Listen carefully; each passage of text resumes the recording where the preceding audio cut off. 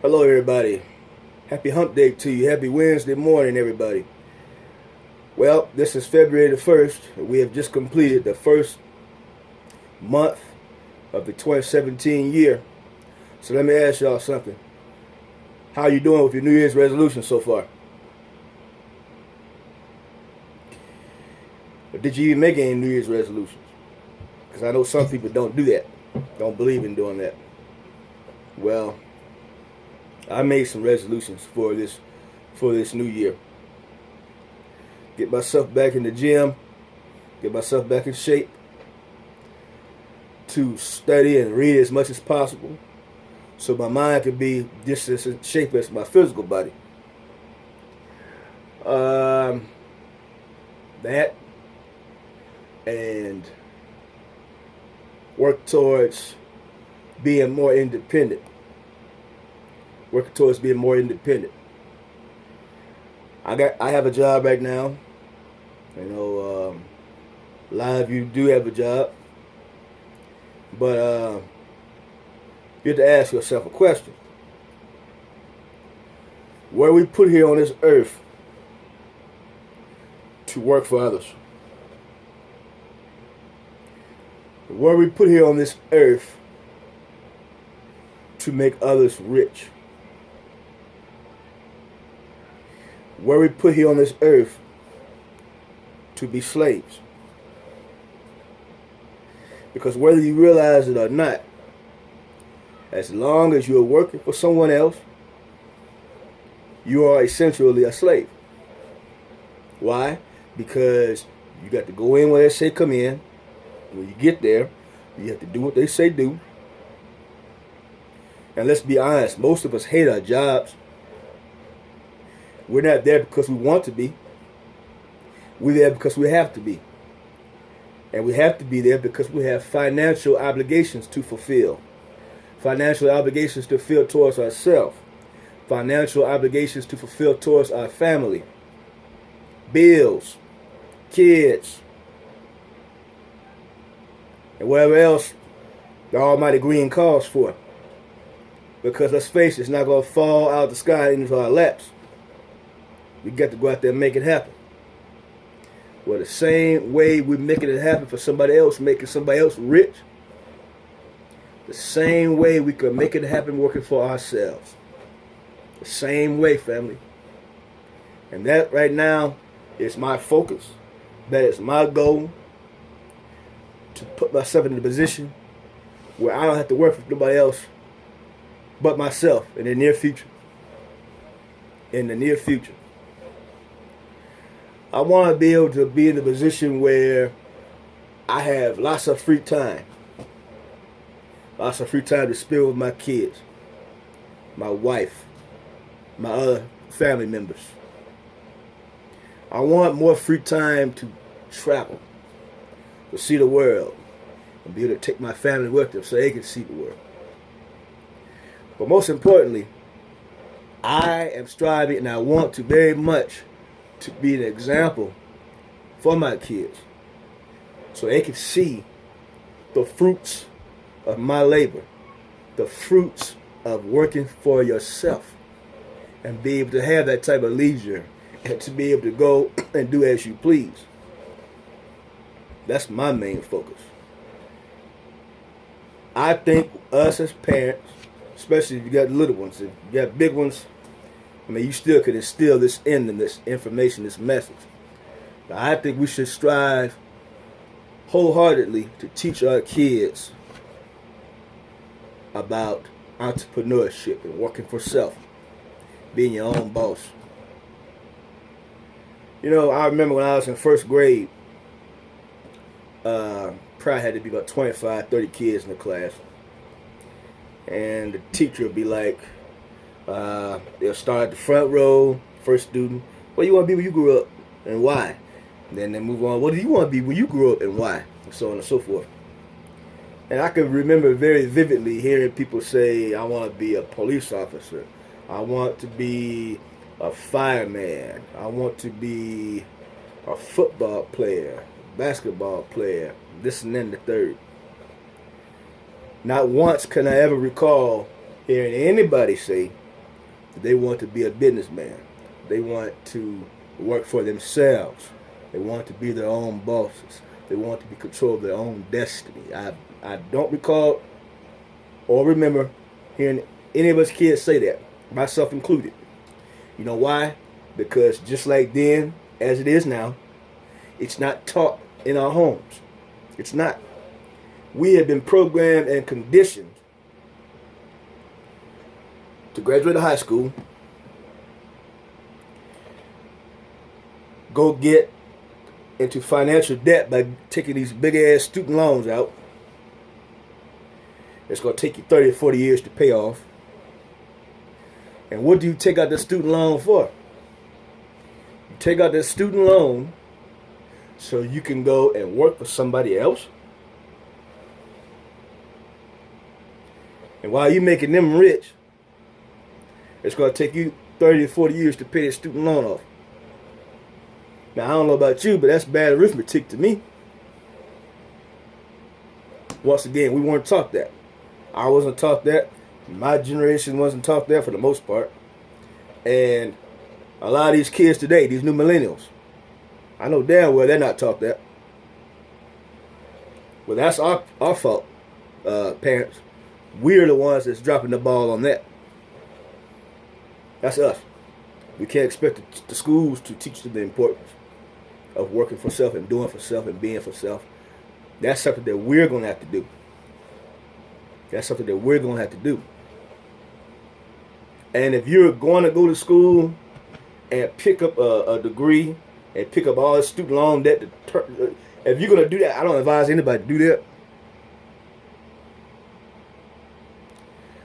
But if you're going to do that,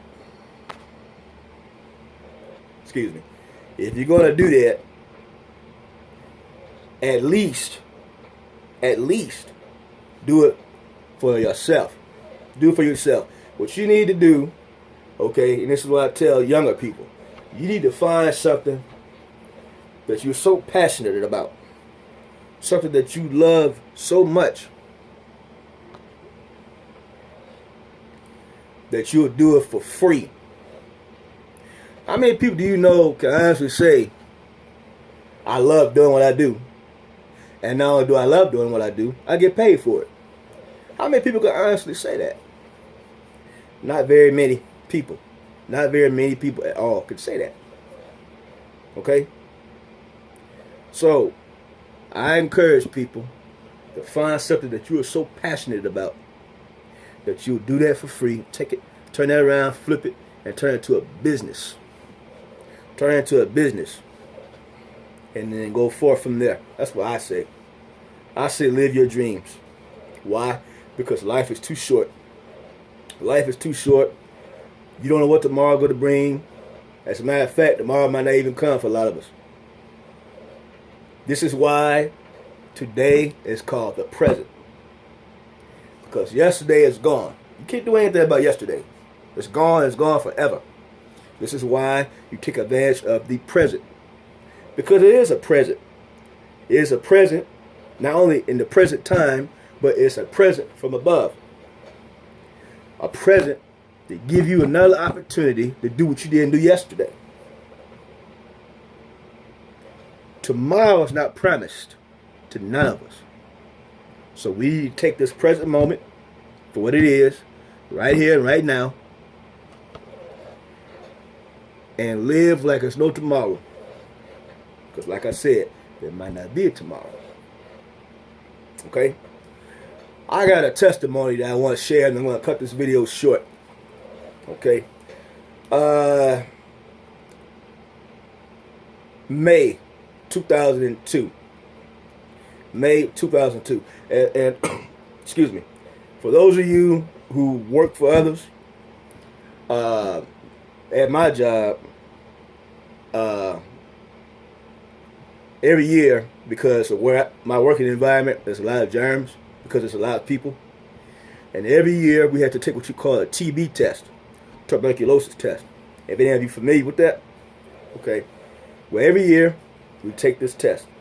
Now, I've been on the job since '98. So for 4 years, I've been taking this TB test because we get it once a year. All right. And basically, the doctor at the job site comes in, gives you a shot, tests you for tuberculosis. And you come back and you get your test read in anywhere from 48 to 72 hours. Mind you, I've been doing this for 4 years at this particular time. Now, this one time, 4 years, I forgot to get my test read. I forgot to get it read. So I had to go get another shot. And they reminded me, come back 48 to 72 hours to get it read. Okay. This time around, when I got the second TB shot, my arm swelled up and it turned real red in the area where they gave me the shot. Very itchy and irritated. So the doctor said, you need to go make an appointment with your family physician to see if you have TB. So the following day, I do exactly that. So I go in and I see my doctor, and they take blood work.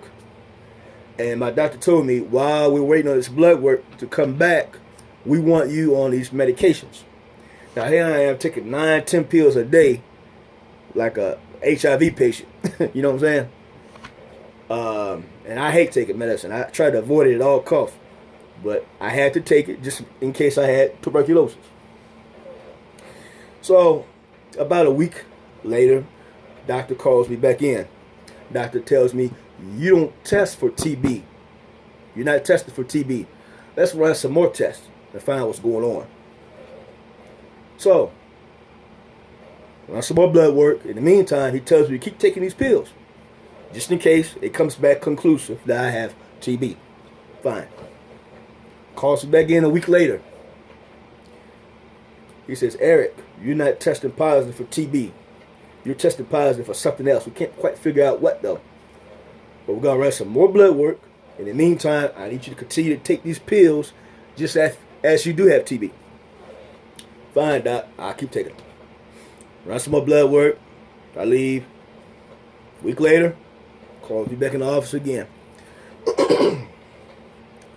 Doctor says, Eric, you don't have TB. We figured out what you have. And as I'm sitting here in the doctor's chair bracing myself, the doctor tells me, Eric, you have non-Hodgkin's lymphoma, which is a form of cancer. And I was 29 years old at the time. Let me tell you something. I didn't believe my ears. I said, Doc, can you repeat that? He says, you have non-Hodgkin's lymphoma, which is a form of cancer. Here I am, 29 years old. Cancer. All this time prior to this experience, I'm thinking that's for old people. I'm in the prime of my life. The whole time, ever since he told me that, I'm just in bewilderment. Doctor tells me, we have found a tumor in your chest, between your lungs and your heart. That's the size of a dime. And we need to have surgery to remove that. Now, mind you, I never had surgery a day in my life. Never been cut on. And from all the war stories I've heard people say, don't let the people cut on you. Don't do it. So here I am in my mind fighting this thing. This was May of 2002, mind you. I fought this thing all the way to September. Finally decided to have the surgery. Y'all know that tumor grew from the size of a dime from May to 2002 to September 8th, 2002, the day I had my surgery. It grew from the size of a dime to the size of a salmon steak. And the messed up part is, I felt fine. I felt normal, and I felt as healthy as could be. But here along, the whole time I'm walking dead and don't even realize it. I say all that to say this.